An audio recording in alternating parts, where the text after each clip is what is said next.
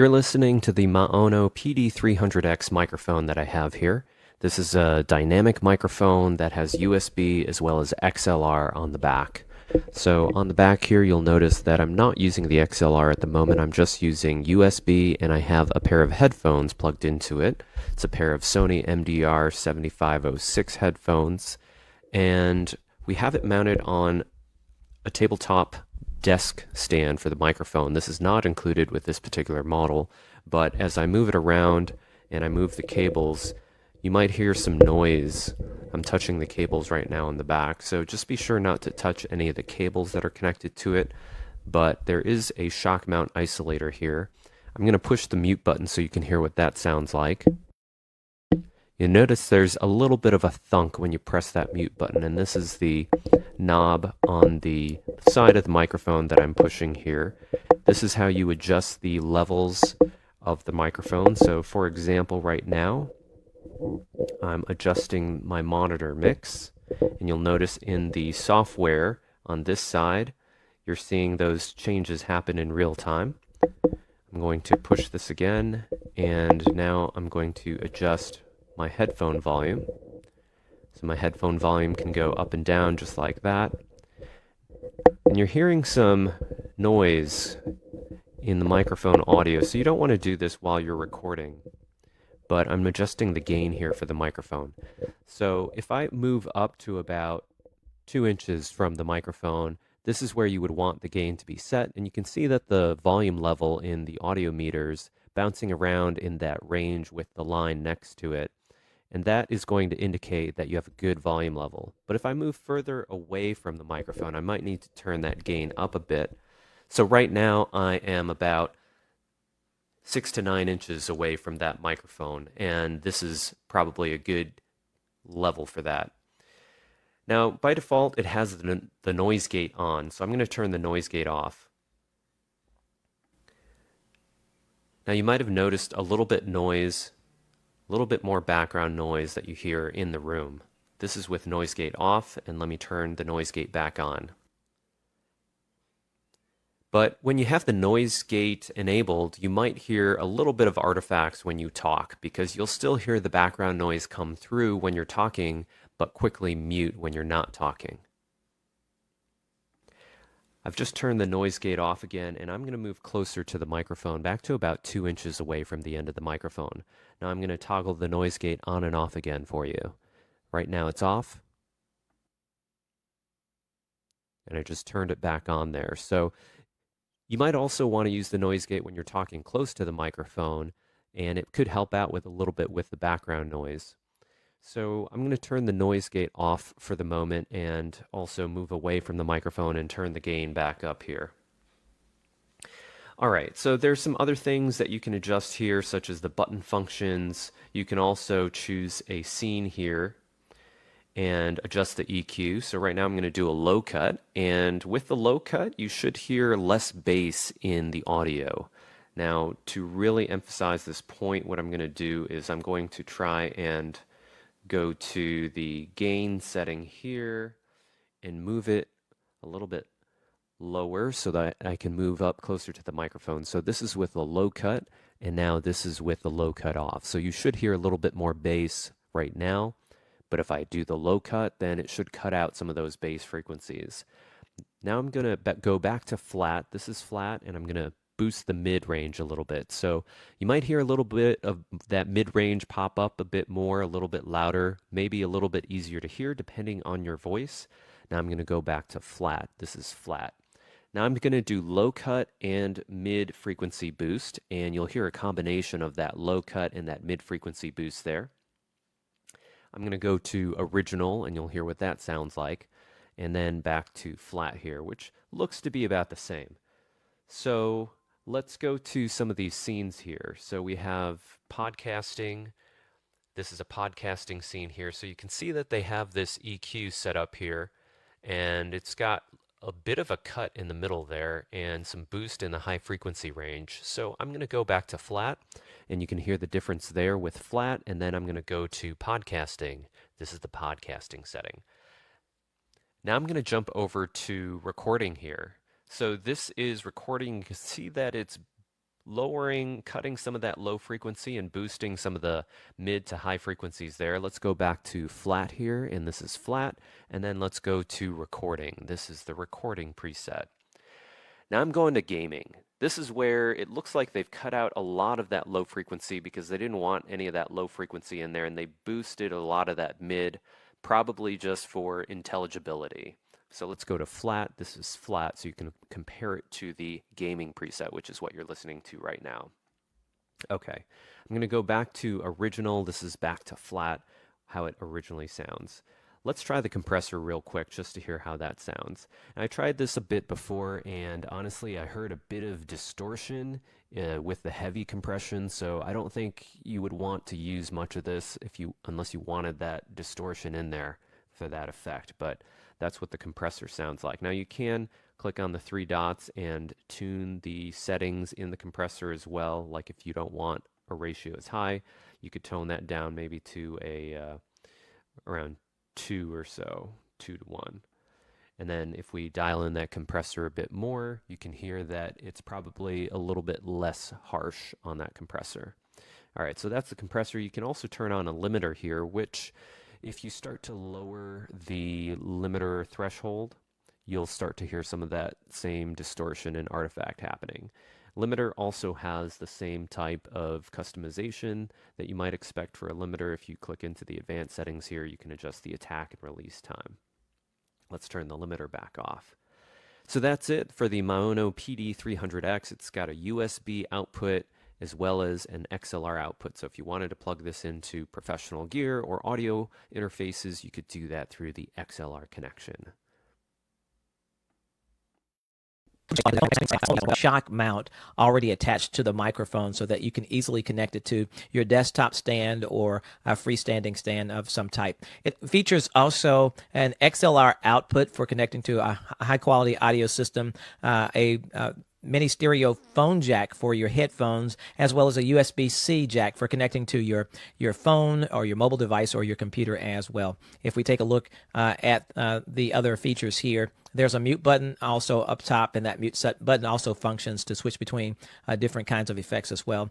There's a multi-mode button here as well with a dial, and this multi-mode button can allow you to adjust the sensitivity of the microphone by turning that up or turning up the volume of the headphones or switching between the effects built in as well.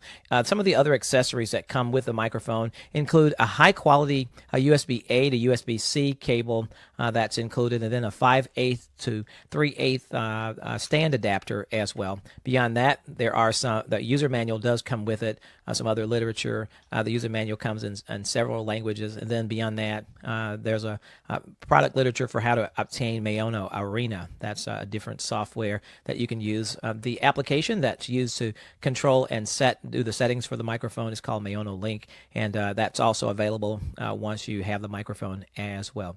So I think the only thing that's left to do is to go ahead and attach this microphone. I've got an extra pair of headphones here standing by that I think we'll go ahead and connect in here. And then once I connect the USB-C cable to it, you'll probably hear me switch from the microphone that I am using already, and it'll switch to the microphone that I have in hand, the MAONO. Okay. So hopefully you can hear it now. And what I'm going to do, I'm going to go ahead and switch my headphones over since I've got those connected. I'll take these off and put my new headphones on, and to be sure that I can hear what you hear. You'll notice that as I was speaking, there is a level indicator. There's a level indicator that's on the front of the microphone that indicates how loud the sound is, and also all the handling noise that you're hearing there as well. So as I tap on the microphone, you can see that level changing as well. So the mute button is here. Once I press mute, everything will go out. Okay, it briefly went out. I can adjust the sensitivity of the microphone by changing the mode button to the all white setting. So once I turn that up, of course, you hear the sensitivity of the microphone increasing as well. I can also press the button again, and apologize, it's so loud. And now this is the volume of the headphones, that kind of thing, and so forth. So why don't we see how it sounds up close? I'll bring it up close to my mouth. Okay, the sensitivity definitely needs to come down a little bit. Let's go back and change that again. So we're going to go back to that mode, and we're going to turn that sensitivity down some. Okay, we've got the sensitivity adjusted. And so I noticed that the microphone, to me, it has a really a high emphasis on clarity. The high end of the microphone is really stressed there so that we can hear a lot of detail and so forth. So we know that that's one of the reasons that they would probably focus in on that, because it's being used for podcasting and voiceovers and that kind of thing. So I think the microphone sounds good. It's nice and clear. It may be a little bit, I don't know, maybe a little close to my mouth, that kind of thing. And maybe once we have it attached to a stand, it may even sound even better. And of course, you can always adjust the equalizer settings for clarity, for highs and lows and that kind of thing, give it more presence and so forth. So this microphone, of course, the PD300X by MAONO, is available on Amazon. So thanks for watching.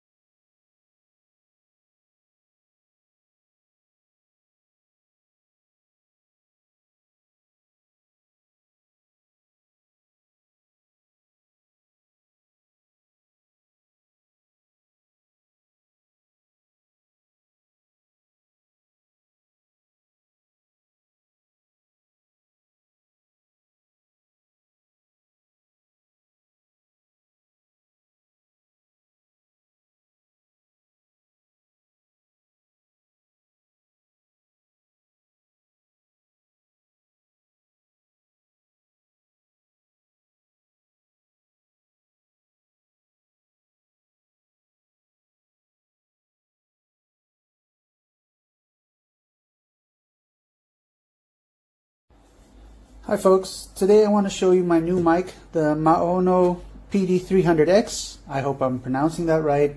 I'll be unboxing it and showing you what's inside, and I'll give it a go as well. So you get the manual in the box and a bunch of paperwork, I guess warranty, QR code for you to scan, and I'm going to put this aside for a second and see what's in the accessories box. Let's see. So you get an adapter, a metal adapter for mic stands, so you can adjust to different screw sizes. Very nice. And there's of course a USB from USB-C to USB-A. So that's also nice, and a silica gel bag, but that's just to make sure it doesn't get moist or anything. Alright, so I noticed that this cable has USB-C to USB-C, but with an adapter on it, so it goes to USB-A, which I think is really cool. Oh, I like the way that they wrap this up. It's very shock-proof, I guess, so that it stays safe during transport. Let's see if there's anything else in the box before I open this. Nope, just more cardboard. So I like how they wrap this. This is clean. And there it is. The microphone itself. It has a pop filter over it, kind of like the SM57, but this is how it looks like without the pop filter. Of course, the screw to put it on your mic holder, or your mic arm, or mic stand even. And it has an XLR connection. I really like that. And it has a USB-C connection, so that means that I can use this as a mic to either connect to my laptop and use it while streaming, or I can plug it into a real-life Eurodesk mixing console, or any mixer for that matter that takes XLR. And I like that it has a headphone out, so I can probably hear myself talking through it. This is a push button, but also rotary, so I'm guessing that's the volume control. Yep, it's the volume control. You can't really see it here, but there's a tiny mark here with the headphones and indications, so that's really nice. And a mute button. So next step for me is to wire it up and see how it sounds. Alright, so I have it plugged in now, and on my MacBook it shows up in the settings for the inputs, so that's great. And I just hooked it up via USB-C to the back of the mic, and I plugged in my headphones. So it's giving me a light, so you can twist it and play with the volume control. So let's see what the actual mic does. All right, let's see if this works. So I have the microphone hooked up to my MacBook now with USB-C cable that came with it, and there is the mute button,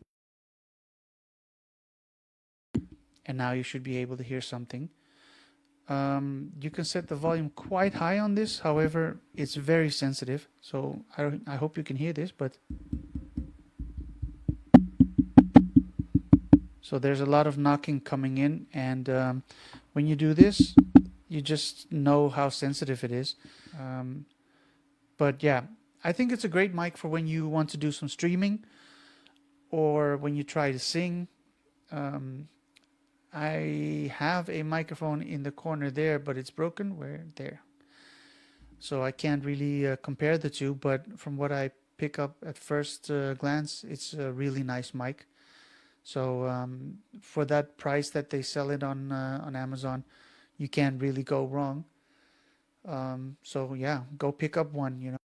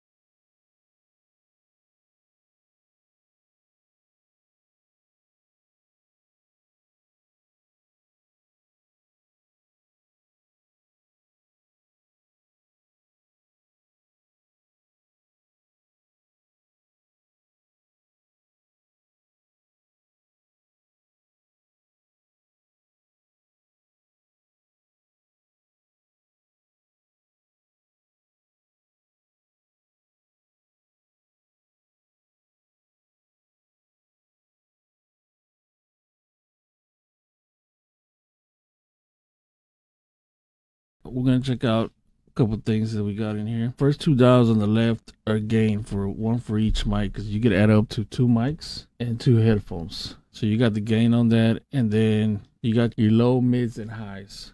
So this is with the low, right? And I'm gonna pull. This is like mid low, and this is me taking the low out completely. And then we'll go back to medium low. I turn it up to the high low. I like keeping it on the high, gives it a more deeper podcast sound. And then we got the mids. So this is with the mids. As you can see, it changes dramatically. You can adjust it. It has a knob. So let's cut it all the way off and see how that sounds. I tend to leave it more like in the middle. And then we got the highs. So this is the high. As you can see, it's more crispy. Or you can turn it down medium. I have it on medium right now. Or you can cut it completely out like this. Medium right here. Now let's go back to high. This is high right here. So which one do you think sounds better? The last dial that we have is the headphones. So if you have monitoring on, you'll be able to hear yourself in the headphones. These 3 dials on the right side, the first one is the pad volume. So if you have a pad here set up like as a soundboard for something, you can control the volume with this. And then the next knob is the pitch. Pitch is the second dial on the right side. We're going to turn it down low all the way and see what it sounds like. So this is how it sounds when it's on. So what do you think? This is a low pitch. I'm gonna switch it back to normal real quick. All right, so this is back to normal. You go all the way to the right, and the pitch turns a lot higher. Now that sounds like a baby. Alors, je pensais que la meilleure façon de montrer un petit peu la qualité de son de ce micro, c'était d'offrir un enregistrement vocal fait avec le micro. Donc là, vous voyez l'image de mon chat qui va rester en fixe et je vais simplement expliquer les particularités du micro. Donc on est sur un micro qui est destiné au podcast, au gaming, au streaming, avec un son de très bonne qualité, avec une réduction qui est de bruit externe qui est à la fois physique et logiciel. Bon là il se trouve que je le tiens à la main, donc il va y avoir un peu d'interférence, et j'ai le câble de mon casque qui est branché dessus, puisqu'il faut passer par le micro pour avoir le retour son, exactement comme un système de capture de son professionnel. On va avoir le micro qui est monté, donc qui peut être monté sur perche, à la fois à la verticale mais aussi à redescendre du plafond. Il va être monté sur un élément silicone et on va avoir des réglages qui permettent de régler la hauteur du son, de couper, si on fait du gaming par exemple. On va pouvoir également varier entre 4 fonds sonores, un qui est destiné au podcast, qui est celui qui est réglé ici parce que c'est celui que je préférais. Et que moi c'est vraiment l'ambiance que j'aime et c'est ce que je fais. Mais on a des fonctions variées avec différents éléments qu'on peut rendre un peu plus. Donc on va pouvoir avoir un son plat de l'original, on va pouvoir avoir un son plus gaming avec des détails plus crispy, on va dire. On va avoir le podcast qui donne une voix un petit peu plus profonde, quelque chose d'un peu plus suave. Et voilà. Le micro possède une mousse qui est de très bonne qualité, qui va lui permettre de filtrer le souffle. Donc là, pour donner un ordre d'idée, je suis à 10 cm du micro seulement. Voilà, donc je pense que ça donne une idée de la qualité du son. So there's no chance of losing it. This makes it easy to use with multiple types of devices with differing ports. I used the top dial to change the noise gate so there would be less background noise. That was super quick and simple to do, even for an amateur like me. I'm extremely happy with the quality and the sound from this microphone. It works very well, it's simple to use, and it's very well made. I recommend it.